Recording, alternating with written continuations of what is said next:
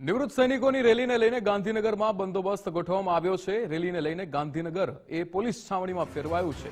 ગાંધીનગરમાં ઠેર ઠેર પોલીસ બંદોબસ્ત ગોઠવાયો છે। સચિવાલય તરફ બેરિકેડિંગ કરીને રસ્તાઓને બંધ કરવામાં આવ્યા છે।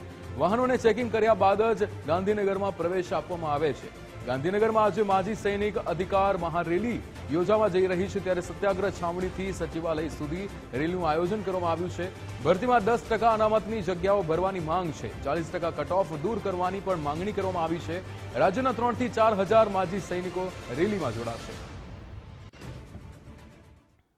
નિવૃત્ત સૈનિકો દ્વારા આજે સત્યાગ્રહ છાવણીથી વિધાનસભા સચિવાલય સુધી એક મહારેલીનું એલાન કરવામાં આવ્યું હતું। તેને લઈને સચિવાલયને જોડતા તમામ રસ્તાઓ જે છે તેને પોલીસ છાવણીની અંદર તબદીલ કરી દેવામાં આવ્યા છે। સચિવાલયની અંદર પ્રવેશતા એ તમામ સરકારી કર્મચારીઓ જે છે તેમના વાહન ચેક કરીને જ તેમને સચિવાલયની અંદર પ્રવેશ આપવામાં આવી રહ્યા છે। આ પ્રકારની દરેક જગ્યાએ પોલીસ તરફથી નાકેબંધી કરવામાં આવી છે। પોલીસનો મોટો કાફલો ગાંધીનગરના સચિવાલય આસપાસના વિસ્તારની અંદર ખડકી દેવામાં આવ્યો છે।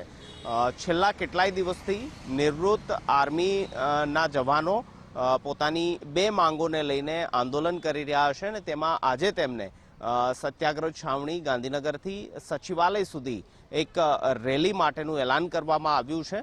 અલબત્ત તેમને આ રેલી નીકળે તે પહેલાં જ આ નિવૃત્ત જવાનોની અટકાયત જે છે તે પોલીસ દ્વારા કરી લેવામાં આવી છે, પરંતુ હજી પણ સાવચેતીના ભાગરૂપે અહીં કડક પોલીસ બંદોબસ્ત જે છે તે સચિવાલય આસપાસ ગોઠવાયો છે અને દરેક વાહનને ચેકિંગ બાદ જ સચિવાલયની અંદર પ્રવેશ આપવામાં આવી રહ્યો છે।